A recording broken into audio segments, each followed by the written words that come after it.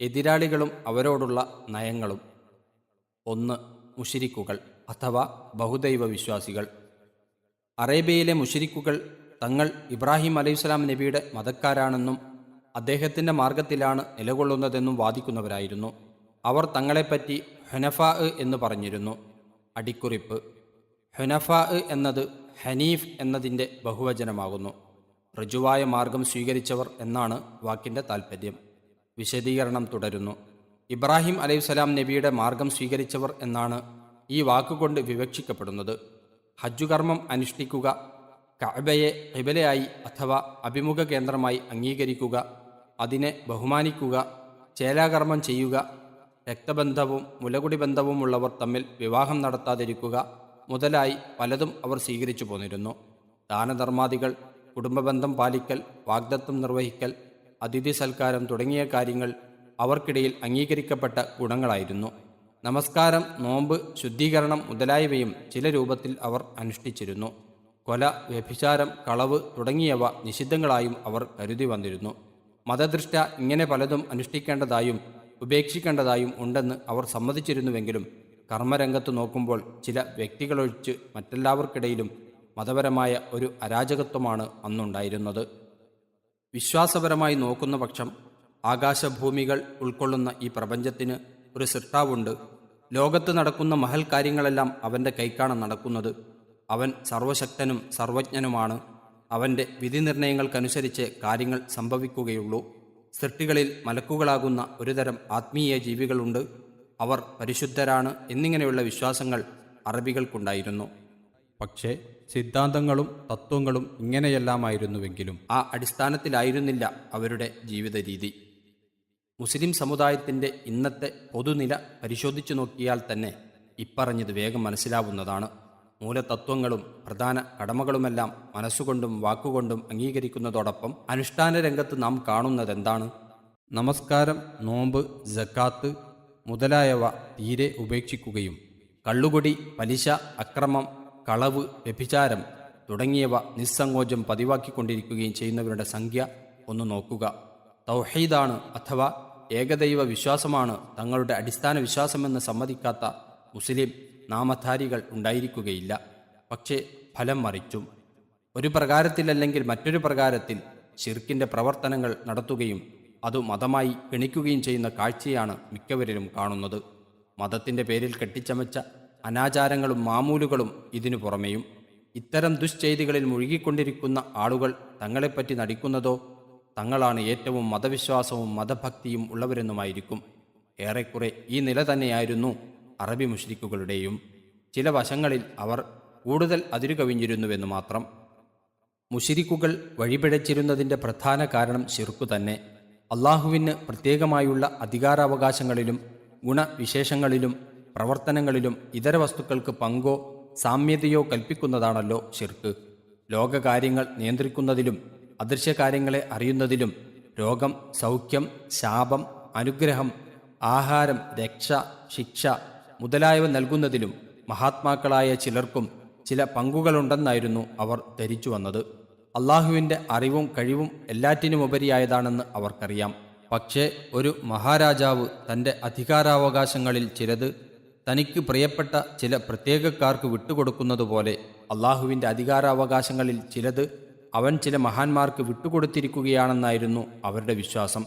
അങ്ങനെ ആ മഹാത്മാക്കളുടെ പ്രീതി അള്ളാഹുവിൻ്റെ പ്രീതിക്കും അവരുടെ അപ്രീതി അള്ളാഹുവിൻ്റെ അപ്രീതിക്കും കാരണമാണെന്നും അവരുടെ ശുപാർശ അള്ളാഹു സ്വീകരിക്കുകയും അത് അവൻ്റെ അടുക്കൽ സ്വാധീനം ചെലുത്തുകയും ചെയ്യുമെന്നും അവർ ധരിച്ചു വശായി. ഈ അടിസ്ഥാനത്തിൽ പലതരം ആരാധനകളും നേർച്ച വഴിപാടുകളും ആ മഹാത്മാക്കൾക്കു വേണ്ടിയും അവർ നടത്തി വന്നു. ഇതുവഴി പ്രസ്തുത മഹാത്മാക്കൾക്ക് യഥാർത്ഥ ദൈവത്തിൻ്റെ സ്ഥാനം കൽപ്പിക്കപ്പെടുകയും സകലവിധ ആരാധനകളും അവർക്കായി അർപ്പിക്കപ്പെടുകയും പതിവായി തീർന്നു. അതുമാത്രമാണ് മുക്തിമാർഗമെന്നതുവരെ കാര്യം എത്തി. യഥാർത്ഥ ദൈവമായ അള്ളാഹുവിനുള്ള സ്ഥാനമാനങ്ങൾ വെറും വാക്കുകളിൽ മാത്രം അവശേഷിക്കുകയും ചെയ്തു. നൂഹ് അലൈഹിസ്സലാം നബിയുടെ കാലം മുതൽക്കു തന്നെ വിഗ്രഹാരാധന ലോകത്ത് നടപ്പുണ്ടെന്ന് ഖുർആൻ കൊണ്ട് സ്പഷ്ടമാകുന്നു.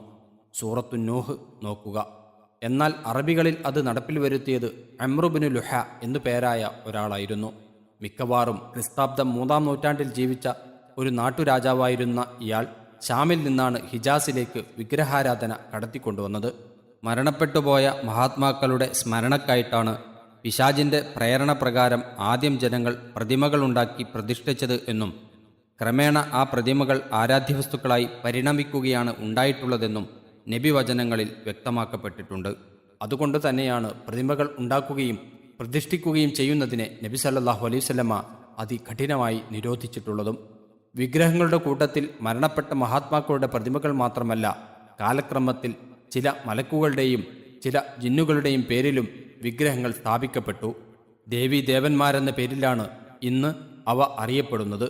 മലക്കുകൾ ദൈവത്തിൻ്റെ പുത്രിമാരാണെന്നായിരുന്നു അവരുടെ സങ്കല്പം.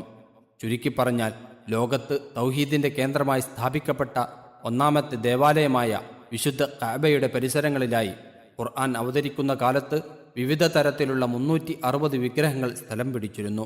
അക്കൂട്ടത്തിൽ അതേ വിശുദ്ധ മന്ദിരം കെട്ടിയുയർത്തിയ ഇബ്രാഹിം നബി അലൈഹിസ്സലാം, ഇസ്മായിൽ നബി അലൈഹിസ്സലാം എന്നീ പ്രവാചകവര്യന്മാരുടെ പ്രതിമകളും ഉണ്ടായിരുന്നു. അടിത്തറ ഇളകിയാൽ കെട്ടിടത്തിന് ഇളക്കം ബാധിക്കുകയും അത് സ്ഥാനം തെറ്റിയാൽ കെട്ടിടം ആകെ തകരുകയും ചെയ്യുമല്ലോ. അതുപോലെ തൗഹീദാകുന്ന അസ്ഥിവാരം നിലതെറ്റിയതോടെ അറബികളുടെ ജീവിതക്രമം ആകമാനം അവതാളത്തിലായി. അതോടെ ശിർക്കും തസ്ബീഹും തഹരീഫും, അടിക്കുറിപ്പ് അശ്ശിർക്കു വത്തസ്ബീഹു വത്തഅരീഫു. വിശദീകരണം തുടരുന്നു. അഥവാ അള്ളാഹുവിനോട് പങ്കുചേർക്കലും അവന് സാദൃശ്യം കൽപ്പിക്കലും മതവിധികളെ മാറ്റിമറിക്കലും രംഗപ്രവേശം ചെയ്തു. അനേകതരം അന്ധവിശ്വാസങ്ങളും അനാചാര ദുരാചാരങ്ങളും ദുർനടപ്പുകളും മതതത്വങ്ങളായി മാറി. മരണാനന്തര ജീവിതത്തിലുള്ള വിശ്വാസം നശിച്ചതാണ് അവരെ ഏറ്റവും അധപ്പതിപ്പിച്ചത്. മരിച്ചു മണ്ണായിക്കഴിഞ്ഞാൽ പിന്നെ മറ്റൊരു ജീവിതമോ രക്ഷാശിക്ഷയോ ഇല്ലെന്നും അതോടെ എല്ലാം അവസാനിച്ചുവെന്നും അവർ ഉറപ്പിച്ചു വെച്ചു. മരണാനന്തര ജീവിതത്തെപ്പറ്റി പൂർവ്വവേദങ്ങളിൽ പ്രസ്താവിക്കപ്പെട്ടിട്ടുണ്ടെങ്കിലും ഖുർആനിലേതുപോലെ അത്ര വിശദവും വ്യക്തവുമായ നിലയിൽ അവയിൽ അതിനെക്കുറിച്ച് പ്രതിപാദിക്കപ്പെട്ടിട്ടില്ലായിരുന്നു. മുശ്രിക്കുകളായ അറബികൾക്ക് പൂർവ്വവേദങ്ങളെ സംബന്ധിച്ചിടത്തോളം അടുത്ത പരിചയവും ഇല്ല. ഇബ്രാഹിം അലൈഹിസ്സലാം നബിയുടെയും ഇസ്മായിൽ അലൈഹിസ്സലാം നബിയുടെയും ശേഷം മറ്റൊരു പ്രവാചകനുമായി അവർക്ക് നേരിൽ ബന്ധം സ്ഥാപിക്കാൻ അവസരവും ഉണ്ടായിട്ടില്ല. അങ്ങനെ ദേഹേച്ഛയും പാരമ്പര്യവും അനുകരണവും സർവാധാരമായി ചിരകാലം നിലനിന്നു പോന്ന ആ സമുദായത്തിന് ഭൗതിക ദൃഷ്ടികൾക്കപ്പുറമുള്ള ഒരു ജീവിതത്തെ സംബന്ധിച്ച് വിശ്വസിക്കുവാൻ കഴിയാതെയായി തീർന്നു. ഇതിൻ്റെയെല്ലാം അനിവാര്യ ഫലമായിട്ടാണ് മുശ്രിക്കുകൾ നബി സല്ലല്ലാഹു അലൈഹി വസല്ലം തിരുമേനിയുടെ പ്രവാചകത്വവും ഖുർആനും നിഷേധിച്ചത്. പ്രവാചകത്വത്തെപ്പറ്റി അവർക്ക് നേരിട്ട് പരിചയമില്ലെങ്കിലും തങ്ങളുടെ ഇടയിൽ ജീവിച്ചു വരുന്ന വേദക്കാർ വഴിയും മറ്റും കേട്ടുപരിചയമുണ്ടെന്നതിൽ സംശയമില്ല. തങ്ങളുടെ പൂർവ്വപിതാക്കളും വന്യ നേതാക്കളുമാണല്ലോ ഇബ്രാഹിം അലൈഹിസ്സലാം നബിയും ഇസ്മായിൽ അലൈഹിസ്സലാം നബിയും. മൂസ അലൈഹിസ്സലാം നബിയെയും ഈസ അലൈഹിസ്സലാം നബിയെയും കുറിച്ചും അവർക്ക് കേട്ടറിവുണ്ട്. ആകയാൽ അള്ളാഹു മനുഷ്യരിൽ നിന്ന് പ്രവാചകന്മാരെയും ദൈവദൂതന്മാരെയും നിയമിക്കുക പതിവുണ്ടെന്ന വസ്തുത അവർക്ക് അജ്ഞാതമല്ല. എന്നാൽ പ്രവാചകന്മാരുടെ യഥാർത്ഥ നിലപാടുകളും സ്ഥിതിഗതികളും എന്തെല്ലാമായിരുന്നുവെന്നോ ജനങ്ങളും അവരുമായുള്ള ബന്ധം എപ്രകാരമായിരുന്നുവെന്നോ അവർക്കറിഞ്ഞുകൂടാ. ഊഹാപോഹങ്ങളും പഴഞ്ചൻ കഥകളും വഴി പ്രവാചകന്മാരെപ്പറ്റി അവർ എന്തൊക്കെയോ ഊഹിച്ചു വച്ചിരിക്കുകയായിരുന്നു. മുഹമ്മദ് സല്ലല്ലാഹു അലൈഹി വസല്ലം തിരുമേനിയാണെങ്കിൽ അവർക്കിടയിൽ അനാഥയായി പെറ്റുവളർന്നു വന്ന ഒരു സാധാരണ വ്യക്തി. മഹാത്മാക്കളുടെ പേരിൽ നിർമ്മിക്കപ്പെട്ട പ്രതിമകൾക്ക് പോലും ദിവ്യത്വം കൽപ്പിച്ചു വശായ അവർക്ക് തങ്ങളിൽപ്പെട്ട ഒരു മനുഷ്യൻ ദൈവദൂതനായി തീരുകയെന്നത് ഒരു അസംഭവ്യ കാര്യമായി തോന്നി. അങ്ങനെ പ്രവാചകൻ എങ്ങനെയാണ് തിന്നുകയും കുടിക്കുകയും അങ്ങാടിയിൽ കൂടി നടക്കുകയുമെല്ലാം ചെയ്യുന്നത് എന്നിത്യാദി ചോദ്യങ്ങൾ അവരിൽ നിന്ന് പുറത്തു വന്നു.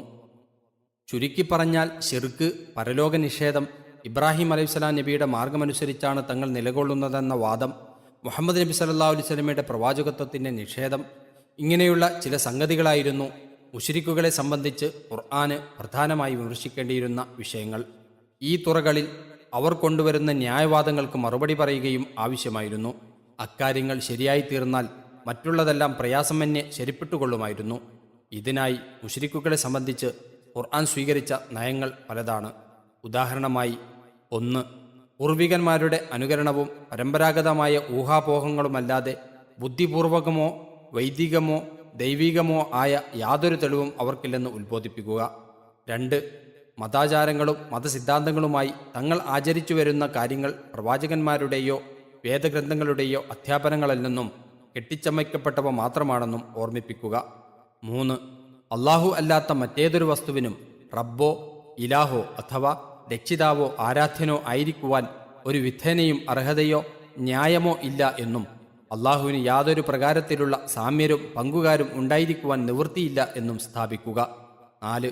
എല്ലാ പ്രവാചകന്മാരും പ്രബോധനം ചെയ്തത് തൗഹീദ് മാത്രമായിരുന്നുവെന്നും അവരെല്ലാം അള്ളാഹുവിൻ്റെ അടിമകളും അടിയാന്മാരുമായിരുന്നുവെന്നും ഉറപ്പിക്കുക. 5.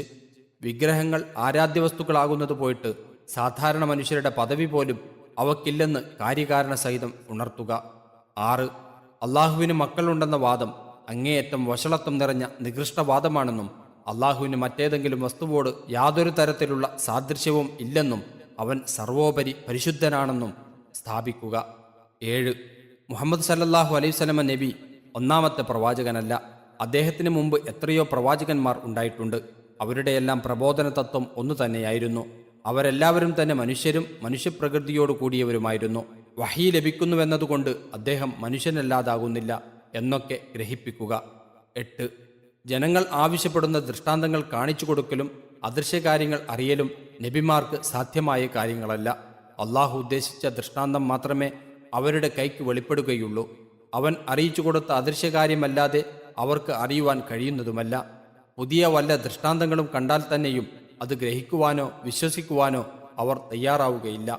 അതേസമയത്ത് സത്യാന്വേഷണം ചെയ്യുന്ന ഏതൊരുവനും സത്യം ഗ്രഹിക്കുവാൻ വേണ്ടത്ര ദൃഷ്ടാന്തങ്ങൾ അവരുടെ മുമ്പിലുണ്ട് താനും.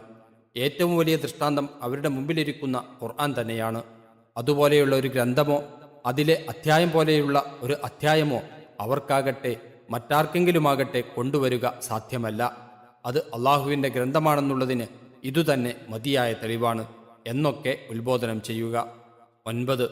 നിർജീവമായി കിടക്കുന്ന ഭൂമിയെ മഴ വർഷിപ്പിച്ച് ഉൽപാദനയോഗ്യമാക്കി തീർത്ത് സസ്യലതാദികൾ ഉൽപ്പാദിപ്പിക്കുന്നതുപോലെ നിർജീവ വസ്തുക്കളിൽ നിന്ന് ജീവികളെ ഉത്ഭവിപ്പിക്കുന്നതുപോലെ മരണപ്പെട്ട മനുഷ്യൻ പുനരുജ്ജീവിപ്പിക്കപ്പെടുമെന്നും ആദ്യം സൃഷ്ടിച്ച സൃഷ്ടാവിന് ആ സൃഷ്ടിയെ രണ്ടാമതും ജീവിപ്പിക്കുവാൻ ഒട്ടും പ്രയാസമില്ലെന്നും ഖുർആന്റെ ഒരു പുതിയ വാദമല്ല, മുൻവേദങ്ങളെല്ലാം ഘോഷിച്ചതു തന്നെയാണ് ഇതെന്നും തെര്യപ്പെടുത്തുക. 10. സത്യവിശ്വാസവും സന്മാർഗവും സ്വീകരിച്ചാലുണ്ടാകുന്ന നേട്ടങ്ങളും അല്ലാത്തപക്ഷം അനുഭവിക്കേണ്ടി വരുന്ന ഭവിഷ്യത്തുകളും ശിക്ഷകളും വിവരിച്ചു കൊടുക്കുക. ഇങ്ങനെയുള്ള വിവിധ മാർഗങ്ങളിൽ കൂടിയാണ് ഖുർആൻ മുശ്രിക്കുകളെ സമീപിക്കുന്നതും അഭിമുഖീകരിക്കുന്നതും. എല്ലാം തന്നെ അവർക്ക് സുഗ്രാഹ്യമായ ഭാഷാശൈലിയോടുകൂടിയും സുവ്യക്തങ്ങളായ ലക്ഷ്യദൃഷ്ടാന്തങ്ങൾ സഹിതവും. പ്രതിപാദന രീതിയാകട്ടെ കെട്ടിക്കൊടുക്കും വക്രതയുമില്ലാത്തതും. 2. വേദക്കാർ അഥവാ യഹൂദരും ക്രിസ്ത്യാനികളും. മുശ്രിക്കുകളുടെ കേന്ദ്രം മക്കയാണല്ലോ. മദീനയിൽ ഇസ്ലാമിനു പുതുതായി നേരിടേണ്ടി വന്നത് വേദക്കാരായ യഹൂദരെയും ക്രിസ്ത്യാനികളെയുമായിരുന്നു. തൗറാത്തിൻ്റെയും മൂസ അലൈഹിസ്സലാം നബിയുടെയും അനുയായികളാണ് യഹൂദികൾ അഥവാ ജൂതന്മാർ. തൗറാത്തിൻ്റെ അധ്യാപനങ്ങളും അവരും തമ്മിലുള്ള ബന്ധം നാമമാത്രമായി അവശേഷിച്ചിരിക്കുകയായിരുന്നു. അതിൻ്റെ അധ്യാപനങ്ങൾ മാത്രമല്ല, അതിലെ വചനങ്ങൾ പോലും അവരുടെ കൈക്കടത്തലിന് പാത്രമായിരുന്നു. എന്നുവച്ചാൽ തൗറാത്തിൻ്റെ പരിഭാഷയിലും ഉദ്ധരണിയിലും വ്യാഖ്യാനത്തിലും അവർ കൃത്രിമങ്ങൾ നടത്തിയിരുന്നു. ഇതുവഴി തൗറാത്തിൽ ഇല്ലാത്ത ചിലത് അതിൽ കൂട്ടിച്ചേർക്കലും ഉള്ളത് ചിലത് മൂടിവെക്കലും അവരുടെ സ്വഭാവമായിരുന്നു. പ്രവാചകത്വവും പരലോകമോക്ഷവും അവരുടെ കുത്തകാവകാശമായി അവർ വാദിച്ചിരുന്നു. കവിഞ്ഞ പക്ഷം ഒരു ജൂതൻ 40 ദിവസത്തിലധികം നരകത്തിൽ താമസിക്കേണ്ടി വരികയില്ലെന്നും തങ്ങൾ ദൈവസന്താനങ്ങളും അവൻ്റെ ഇഷ്ടക്കാരുമാണെന്നുമായിരുന്നു അവരുടെ വാദം. പ്രവാചകന്മാരിൽ അധിക പേരും ഇസ്രായേലിൽ നിന്നാണെന്ന വസ്തുത അവരുടെ ഈ ധാരണയ്ക്കു ശക്തി കൂട്ടി. മൂസ അലൈഹിസ്സലാം നബിക്കു ശേഷം അവരിൽ കഴിഞ്ഞുപോയ ദീർഘമായ കാലഘട്ടത്തിൽ അനുദിനം വർദ്ധിച്ചുകൊണ്ടേയിരുന്ന ആ ദുശ്ചെയ്തികൾ മറ്റേതൊരു സമുദായത്തെക്കാളും അവരെ അധപ്പതിപ്പിച്ചു കളഞ്ഞു.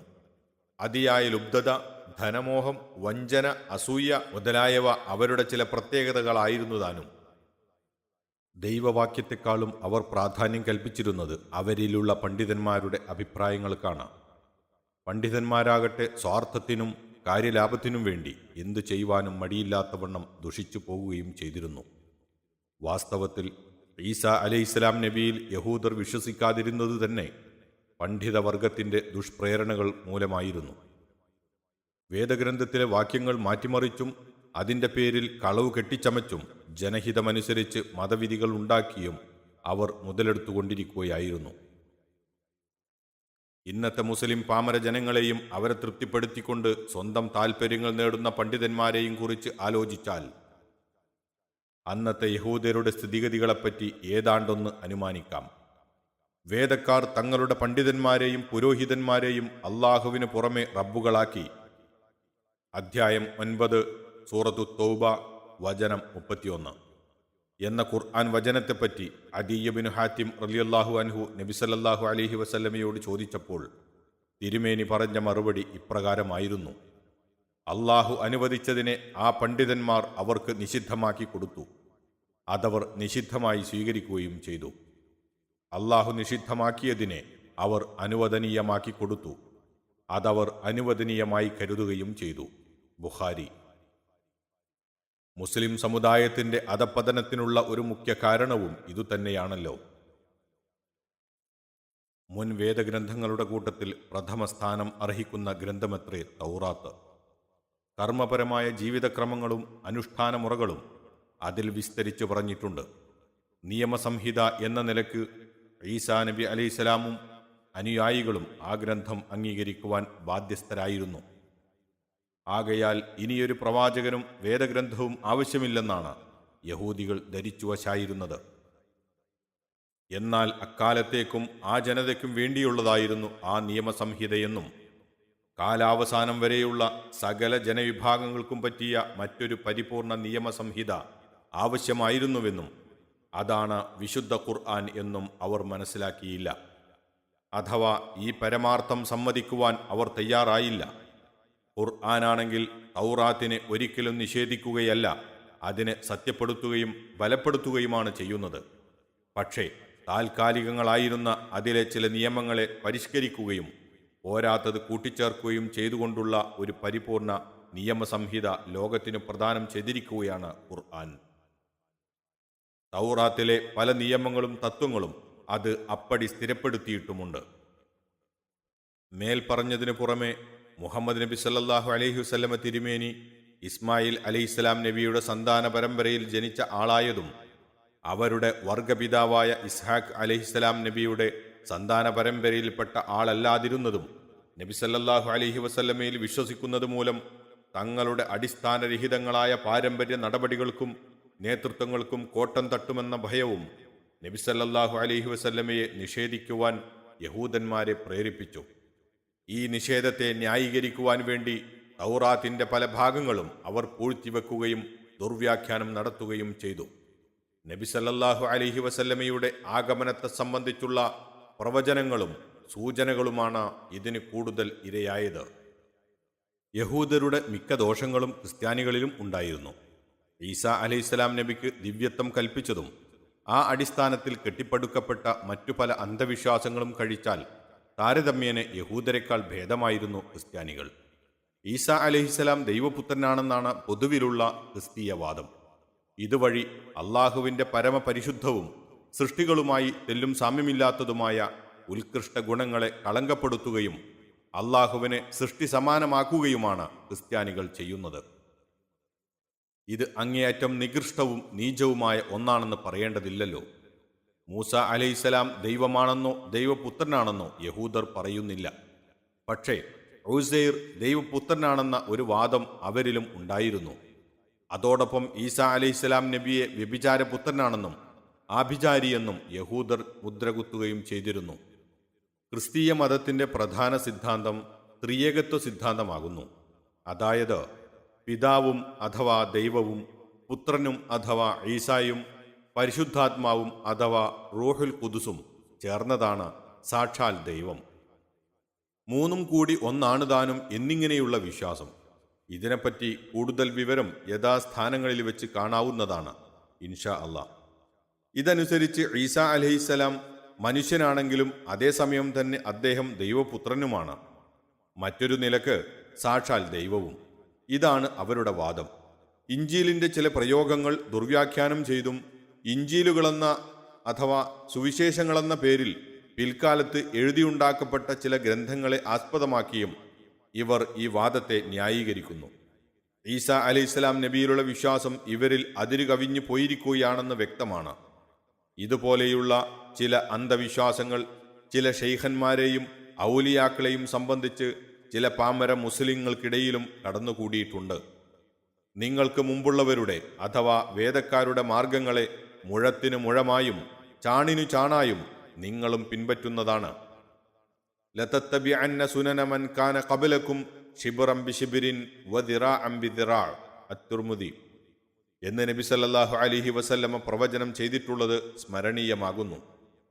ഈ ക്രിസ്തീയ മൂലസിദ്ധാന്തം അംഗീകരിക്കുന്നതിനു പകരം അങ്ങേ അറ്റം ആക്ഷേപിക്കുകയാണല്ലോ ഖുർആൻ ചെയ്തത്. അതുകൊണ്ടും മുഹമ്മദ് നബി സല്ലല്ലാഹു അലൈഹി വസല്ലമ ഇസ്രായേൽ വർഗത്തിൽപ്പെട്ട ആളല്ലാത്തതുകൊണ്ടും ക്രിസ്ത്യാനികളും ഖുർആന്റെ വൈരികളായി.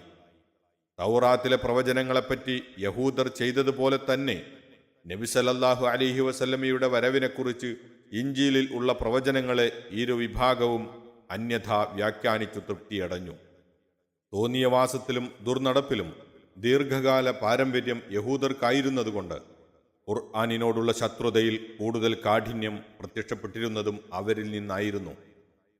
ഈ വസ്തുത ഖുർആൻ തന്നെ വ്യക്തമാക്കിയിട്ടുണ്ട്. സത്യവിശ്വാസികളോട് ഏറ്റവും കഠിനമായ ശത്രുതയുള്ളത് യഹൂദർക്കും മുശ്രിക്കുകൾക്കുമാണെന്നും ക്രിസ്ത്യാനികളാണ് സത്യവിശ്വാസികളോട് കൂടുതൽ താൽപര്യബന്ധമുള്ളവരെന്നും സൂറത്ത് മാഇദ 85 അള്ളാഹു പ്രസ്താവിച്ചിരിക്കുന്നു. ഇരു കൂട്ടരോടും ഖുർആൻ കൈക്കൊണ്ട നയം ചുരുക്കത്തിൽ ഇങ്ങനെ വിവരിക്കാം. 1. അവരിൽ സത്യഭ്രംശം വന്നു പോയിട്ടുള്ള മാർഗങ്ങളെ ഖുർആൻ ചൂണ്ടിക്കാട്ടി. 2. വേദഗ്രന്ഥങ്ങളിൽ അവർ ഒളിച്ചുവെച്ച പല ഭാഗവും അത് വെളിപ്പെടുത്തി. 3. അവർ ഒരു റസൂലിന്റെ വരവ് കാത്തിരിക്കുകയായിരുന്നുവെന്നും ആ റസൂൽ വന്നു കഴിഞ്ഞപ്പോൾ അസൂയയും അഹന്തയും നിമിത്തം അവർ നിഷേധിക്കുകയാണ് ചെയ്തതെന്നും അത് തുറന്നുകാട്ടി. 4. തങ്ങളുടെ വേദഗ്രന്ഥം യഥാർത്ഥ രൂപത്തിൽ സ്വീകരിച്ചിരുന്നുവെങ്കിൽ ഖുർആനിലും നബിയിലും അവർ വിശ്വസിക്കാതിരിക്കുവാൻ നിർവാഹമില്ലായിരുന്നുവെന്ന് തെളിയിച്ചു. പലപ്പോഴും അവരുടെ വേദഗ്രന്ഥങ്ങളിൽ നിന്നു തന്നെ അവരുടെ അബദ്ധങ്ങൾ തെളിയിച്ചു കൊടുത്തു. 5. മോക്ഷവും വിജയവും ഒരു ജനതയുടെയോ വർഗത്തിൻ്റെയോ പ്രത്യേക അവകാശമല്ലെന്നും സത്യവിശ്വാസവും സൽക്കർമ്മവും സ്വീകരിക്കുന്നവർ ആരൊക്കെയാണോ അവർക്കെല്ലാം മോക്ഷവും രക്ഷയും ഉണ്ടെന്നും അത് വിളംബരം ചെയ്തു. 6. അതുപോലെ തന്നെ പ്രവാചകത്വവും ഒരു വർഗത്തിൻ്റെയും കുത്തകയല്ല, അള്ളാഹു ഉദ്ദേശിച്ചവർക്ക് അവൻ കൊടുക്കുന്ന ഒരു അനുഗ്രഹമാണത് എന്ന് ഉത്ബോധിപ്പിച്ചു. 7. ഒരു പ്രവാചകൻ നിയോഗിക്കപ്പെട്ടാൽ മുൻ പ്രവാചകന്മാരുടെ സമുദായത്തിൽ നിലവിലുള്ളവരെല്ലാം ആ പ്രവാചകനിൽ വിശ്വസിക്കേണ്ടതുണ്ട്. പ്രവാചകന്മാരുടെ എല്ലാം പ്രബോധന സിദ്ധാന്തങ്ങൾ ഒന്നുതന്നെയാണ്. അനുഷ്ഠാനപരമായ നടപടികളിൽ മാത്രമേ ചില വ്യത്യാസങ്ങൾ ഉണ്ടായിരിക്കുകയുള്ളൂ. അള്ളാഹുവിനെ അല്ലാതെ റബ്ബും ഇലാഹും ആക്കുവാൻ പാടില്ല. പ്രവാചകന്മാരടക്കമുള്ള എല്ലാവരും അവൻ്റെ അടിമകളാകുന്നു എന്നിങ്ങനെയുള്ള പരമാർത്ഥങ്ങൾ ഖുർആൻ അവരുടെ മുമ്പിൽ വെച്ചു. 8. മുൻ വേദഗ്രന്ഥങ്ങളിൽ ഒന്നിനെയും ഖുർആൻ നിരാകരിക്കുന്നില്ല, മറിച്ച് എല്ലാറ്റിനെയും സത്യപ്പെടുത്തുകയും അവയിലെല്ലാം വിശ്വസിക്കണമെന്നു ശാസിക്കുകയുമാണ് ചെയ്യുന്നത്. പക്ഷേ എന്നേക്കും നിലനിൽക്കത്തക്ക ഒരു പരിപൂർണ നിയമസംഹിതയും മനുഷ്യ പുരോഗതിയുടെ എല്ലാ കാലഘട്ടങ്ങൾക്കും ഒത്തിണങ്ങുന്ന വേദഗ്രന്ഥവും ആയിരിക്കുവാൻ അവ കൊണ്ട് ഉദ്ദേശിക്കപ്പെട്ടിട്ടില്ലായിരുന്നു. ആ സ്ഥാനം ഖുർആനിനാണുള്ളത് എന്നൊക്കെ അത് പ്രഖ്യാപിച്ചു. 3. മുനാഫിഖുകൾ അഥവാ കപടവിശ്വാസികൾ. മദീനായിൽ ഖുർആനു നേരിടേണ്ടി വന്ന മറ്റൊരു ശത്രുവിഭാഗമാണ് മുനാഫിക്കുകൾ. 2 തരക്കാരെ പറ്റിയാണ് മുനാഫിക്കുകൾ എന്ന് പറയാറുള്ളത്. ഒരു തരക്കാർ മനസ്സിൽ തികച്ചും അവിശ്വാസം കുടിക്കൊള്ളുന്നതോടൊപ്പം താൽക്കാലികമായ താൽപ്പര്യങ്ങളും പരിതസ്ഥിതിയും നിമിത്തം ഇസ്ലാമിൻ്റെ വേഷം അണിഞ്ഞവരായിരുന്നു. ഇവർ മുസ്ലിങ്ങളുടെ ഇടയിൽ വരുമ്പോൾ തങ്ങൾ മുസ്ലിങ്ങളാണെന്ന് അഭിനയിക്കും. തക്കം കിട്ടുമ്പോൾ ഇസ്ലാമിനെതിരായി പ്രവർത്തിക്കുകയും അവിശ്വാസികളുടെ അക്രമ പ്രവർത്തനങ്ങളിൽ പങ്കെടുക്കുകയും ചെയ്യും. ഈ വിഭാഗത്തെക്കുറിച്ചാണ് സൂറത്ത് നിസാ അഥവാ അദ്ധ്യായം 4 വചനം 145 നിശ്ചയമായും മുനാഫിക്കുകൾ നരകത്തിലെ ഏറ്റവും താഴ്ന്ന പടിയിലാണ് എന്ന് അള്ളാഹു പ്രസ്താവിച്ചത്. ഇത്തരം നിഫാക്കിൻ്റെ അഥവാ കാപട്യത്തിൻ്റെ ആൾക്കാരെക്കുറിച്ച് നബി സല്ലല്ലാഹു അലൈഹി വസല്ലമയുടെ കാലശേഷം ശരിക്കു മനസ്സിലാക്കുവാനും തിരിച്ചറിയുവാനും സാധ്യമല്ല. കാരണം ബാഹ്യത്തിൽ കാണപ്പെടുന്നതനുസരിച്ച് വിധി കൽപ്പിക്കുകയല്ലാതെ ഹൃദയത്തിലെ വിശ്വാസവും അവിശ്വാസവും സൂക്ഷ്മമായി മനസ്സിലാക്കുവാൻ വഹി കൊണ്ടല്ലാതെ സാധ്യമല്ലല്ലോ. ഒരു പ്രകാരത്തിൽ നോക്കുമ്പോൾ പ്രത്യക്ഷ ശത്രുക്കളെക്കാൾ സ്വൈരക്കേടാണ് ഇവർ മൂലം ഇസ്ലാമിനുണ്ടായിട്ടുള്ളത്. മുസ്ലിങ്ങളുടെ രഹസ്യങ്ങൾ മനസ്സിലാക്കി ശത്രുക്കൾക്ക് ഒറ്റിക്കൊടുക്കുവാനും ശത്രുക്കളുമായി ഗൂഢാലോചനകൾ നടത്തി കുഴപ്പം സൃഷ്ടിക്കുവാനും ഇവർക്ക് കൂടുതൽ സൗകര്യം ഉണ്ടായിരിക്കുമല്ലോ. ഈ വിഭാഗക്കാരെക്കുറിച്ച് വളരെ പരുഷവും കടുത്തതുമായ വാക്കുകളിലാണ് ഖുർആൻ സംസാരിക്കാറുള്ളത്. കനത്ത താക്കീതുകളും അവർക്ക് നൽകിയിട്ടുണ്ട്. അവരുടെ പല രഹസ്യങ്ങളും ഗൂഢതന്ത്രങ്ങളും ഖുർആൻ തുറന്നുകാട്ടി. അവർ മൂലം ഉണ്ടായേക്കാവുന്ന പല അനിഷ്ട സംഭവങ്ങളെയും അള്ളാഹു മുൻകൂട്ടി നബി സല്ലല്ലാഹു അലൈഹി വസല്ലമയെ ഉണർത്തിയിട്ടുണ്ട്. പ്രത്യക്ഷത്തിൽ മുസ്ലിങ്ങളോടെന്ന പോലെ നബി സല്ലല്ലാഹു അലൈഹി വസല്ലമ അവരോടും പെരുമാറിയിരുന്നുവെങ്കിലും യഥാർത്ഥത്തിൽ അവർ ശത്രുക്കളാണെന്ന് പൂർണ്ണബോധമുള്ളതുകൊണ്ട് അവരെക്കുറിച്ച് എപ്പോഴും ജാഗ്രതയിലും ആയിരുന്നു. ഇവരെ തിരിച്ചറിയുമാറുള്ള ലക്ഷണങ്ങൾ പലതും ഖുർആൻ നബി സല്ലല്ലാഹു അലൈഹി വസല്ലമയ്ക്ക് ചൂണ്ടിക്കാണിച്ചു കൊടുത്തു. അത് മുഖേന തിരുമേനി അവരെ ശരിക്കും മനസ്സിലാക്കുകയും ചെയ്തിരുന്നു. ഇതെല്ലാമായിട്ടും പാഠം പഠിക്കാതിരിക്കത്തക്കവണ്ണം അവരുടെ ഹൃദയങ്ങൾ മരവിച്ചു പോയിരുന്നു. ഒടുക്കം അവർ മരണപ്പെട്ടാൽ അവരുടെ പേരിൽ നമസ്കാരം നടത്തരുതെന്നുപോലും നബി സല്ലല്ലാഹു അലൈഹി വസല്ലമയോട് ഖുർആൻ ആജ്ഞാപിച്ചു. ഇവരുടെ കാപട്യം വിശ്വാസത്തിൽ തന്നെ ആയതുകൊണ്ട് ഇവരെപ്പറ്റി മുനാഫിഖുൽ ഈമാൻ അഥവാ വിശ്വാസത്തിലെ കപടന്മാർ എന്നു പറയാം. രണ്ടാമത്തെ തരക്കാർ കർമ്മത്തിലും സ്വഭാവത്തിലുമുള്ള കപടന്മാരാണ്, അഥവാ മുനാഫിഖുൽ അമലി വൽ അഖ്ലാഖി. ഇവർ തനി അവിശ്വാസികളല്ലെങ്കിലും വിശ്വാസത്തിൽ സ്ഥിരതയും അടിയുറപ്പുമില്ലാത്ത ദുർബല വിശ്വാസക്കാരാകുന്നു. ഇവരിൽ പല വകുപ്പുകൾ കാണാം. സ്വജനങ്ങൾക്കൊപ്പിച്ച് വിശ്വാസത്തിനും അവിശ്വാസത്തിനും അരുനിൽക്കുന്നവർ, ഐഹിക താൽപ്പര്യങ്ങളിൽ ലയിച്ച് അള്ളാഹുവിൻ്റെയും റസൂലിൻ്റെയും ആജ്ഞാനിർദ്ദേശങ്ങളെ അവഗണിക്കുന്നവർ, ധനമോഹം, നേതൃത്വമോഹം, അസൂയ മുതലായ കാരണങ്ങളാൽ ഇസ്ലാമിക ആദർശങ്ങളെ വകവെക്കാത്തവർ, ഉപജീവന മാർഗങ്ങളിലും മറ്റും വ്യാപൃതരായി പരലോക വിചാരവും മതനിഷ്ഠയും നഷ്ടപ്പെട്ടവർ, ഇസ്ലാമിനെ പൊതുവിൽ നിഷേധിക്കുന്നില്ലെങ്കിലും നബി സല്ലല്ലാഹു അലൈഹി വസല്ലമയെ സംബന്ധിച്ചോ ഇസ്ലാമിൻ്റെ ഏതെങ്കിലും സ്പഷ്ടമായ അധ്യാപനങ്ങളെ സംബന്ധിച്ചോ സംശയവും ആശങ്കയും വെച്ചുകൊണ്ടിരിക്കുന്നവർ, ഇസ്ലാമിൻ്റെ ഏതെങ്കിലും എതിർകക്ഷികളോടുള്ള അനുഭാവവും ചായവും നിമിത്തം അവരെ സഹായിക്കുവാനും തൃപ്തിപ്പെടുത്തുവാനും വേണ്ടി ഇസ്ലാമിക തത്വങ്ങളെ നിസ്സാരമാക്കുന്നവർ എന്നിങ്ങനെയുള്ളവരെല്ലാം ഈ വിഭാഗത്തിൽ ഉൾപ്പെട്ട മുനാഫിക്കുകളാകുന്നു. ഇത്തരം മുനാഫിക്കുകളെ എക്കാലത്തും കാണാം. ഇക്കാലത്ത് ഇത്തരക്കാരുടെ എണ്ണം വളരെ വർദ്ധിച്ചിരിക്കുകയാണ്. ഭൗതിക സുഖാഡംബരങ്ങളിൽ ലയിച്ചും ധനസമ്പാദനം ജീവിതോദ്ദേശ്യമാക്കിയും സ്ഥാനമാനാദികൾ നഷ്ടപ്പെട്ടേക്കുമെന്ന് ഭയന്നും വലിയ ആൾക്കാരുടെ അടുക്കലുള്ള സാമീപ്യവും സ്വാധീനവും നഷ്ടപ്പെട്ടേക്കുമെന്ന് പേടിച്ചും ശാസ്ത്രീയ സിദ്ധാന്തങ്ങളുടെയും യുക്തിവാദങ്ങളുടെയും പിന്നാലെ കൂടിയും ഭൗതിക ഭ്രമവും പരിഷ്കാരപ്രേമവും തലക്കുകേറിയും അങ്ങനെ പല വിധത്തിലും കപടവിശ്വാസികൾ വർദ്ധിച്ചുകൊണ്ടിരിക്കുന്ന കാലമാണിത്. അറിവും പഠിപ്പുമുള്ളവരും ഇസ്ലാമിനു വേണ്ടി ഏതെങ്കിലും രംഗങ്ങളിൽ സേവന പാരമ്പര്യം പുലർത്തിപ്പോരുന്നവരുമായ ആളുകൾ പോലും തങ്ങളറിയാതെ തന്നെ ഇക്കൂട്ടത്തിൽ അകപ്പെട്ടു പോയിക്കൊണ്ടിരിക്കുന്നതാണ് കൂടുതൽ വ്യസനകരം. വൽ ഇയാദു ബില്ലാ, അള്ളാഹുവിൽ ശരണം. നബി സല്ലല്ലാഹു അലൈഹി വസല്ലമ പറയുന്നു, ഒരാളിൽ 4 കാര്യങ്ങൾ ഉണ്ടായിരുന്നാൽ അവൻ തനി മുനാഫിക്കാകുന്നു. അവയിൽ ഒന്നുണ്ടായിരുന്നാൽ അത് ഉപേക്ഷിക്കുന്നതുവരേക്കും കാപ്പട്യത്തിൻ്റെ ഒരു കാര്യം അവനിൽ ഉണ്ടായിരിക്കും.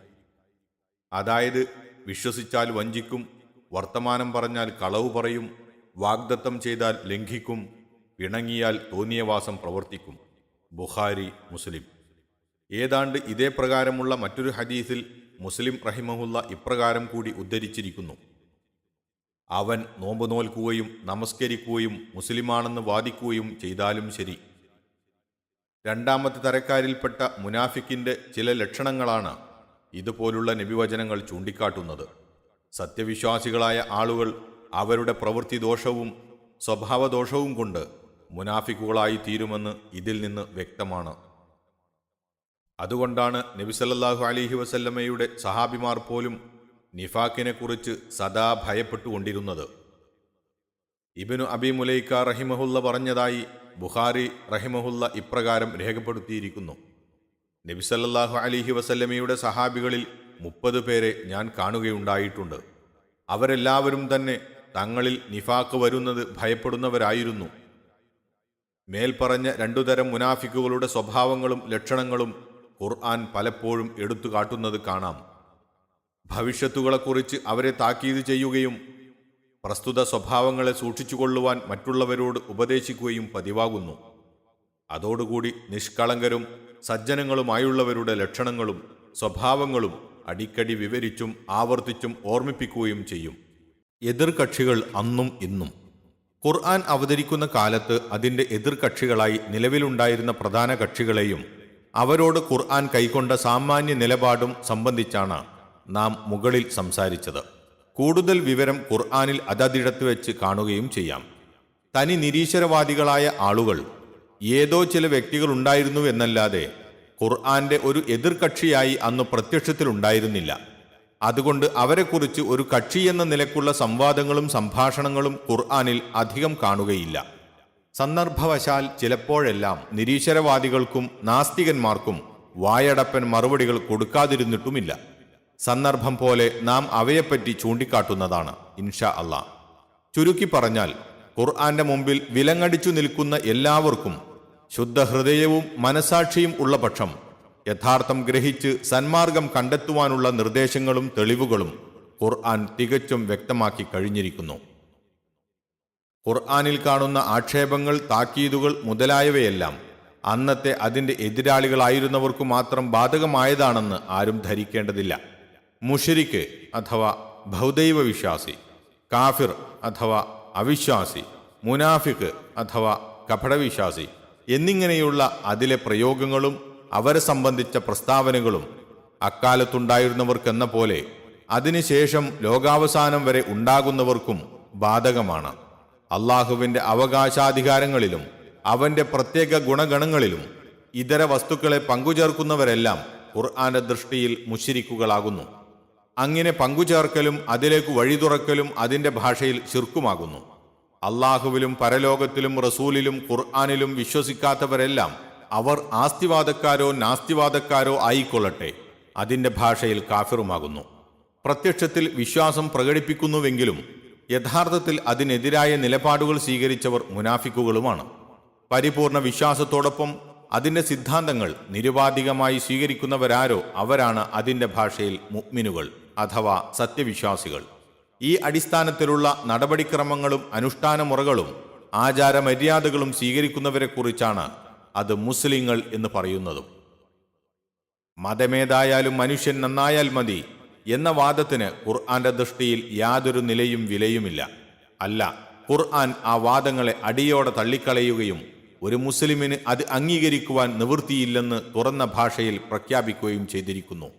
അള്ളാഹു പറയുന്നു, ഇന്നദ്ദീന ഇൻദല്ലാഹിൽ ഇസ്ലാം, അഥവാ നിശ്ചയമായും അള്ളാഹുവിൻ്റെ അടുക്കൽ മതം ഇസ്ലാമത്രേ. സൂറത്ത് ആല ഇമ്രാൻ. അപ്പോൾ ഇസ്ലാമല്ലാത്ത മറ്റൊരു മതവും അവൻ അംഗീകരിക്കുന്നില്ല. അതിനെക്കുറിച്ച് തന്നെയാണ് മറ്റൊരു ആയത്തിൽ ഇങ്ങനെ പറയുന്നത്. സൂറത്ത് അൽ അൻആം വചനം 153. وَأَنَّ هَذَا صِرَاطِي مُسْتَقِيمًا فَاتَّبِعُوهُ وَلَا تَتَّبِعُوا السُّبُلَ فَتَفَرَّقَ بِكُمْ عَنْ سَبِيلِهِ. അഥവാ ഇതാ നേർക്കുനേരെ ചൊവ്വായ നിലയിൽ എൻ്റെ പാത, അത് നിങ്ങൾ പിൻപറ്റുവീൻ. മറ്റു മാർഗങ്ങളെ നിങ്ങൾ പിൻപറ്റരുത്, എന്നാൽ അവ നിങ്ങളെ അവൻ്റെ മാർഗത്തിൽ നിന്ന് ഭിന്നിപ്പിച്ചു കളയും.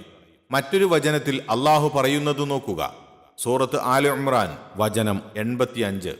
وَمَنْ يَبْتَغِ غَيْرَ الْإِسْلَامِ دِينًا فَلَنْ يُقْبَلَ مِنْهُ وَهُوَ فِي الْآخِرَةِ مِنَ الْخَاسِرِينَ. ഇസ്ലാം അല്ലാത്ത ഒന്നിനെ ആരെങ്കിലും മതമായി തേടുന്ന പക്ഷം അതവനിൽ നിന്ന് സ്വീകരിക്കപ്പെടുന്നതേ അല്ല.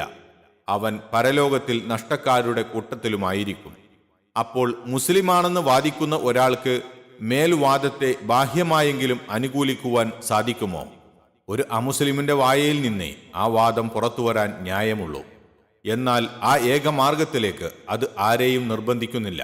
സൂറത്ത് അൽ ബഖറ വചനം 256. ലാ ഇക്റാഹ ഫിദ്ദീൻ, മതത്തിൽ നിർബന്ധം ചെലുത്തൽ ഇല്ല. എന്ന് അത് പ്രഖ്യാപിച്ചിരിക്കുന്നു.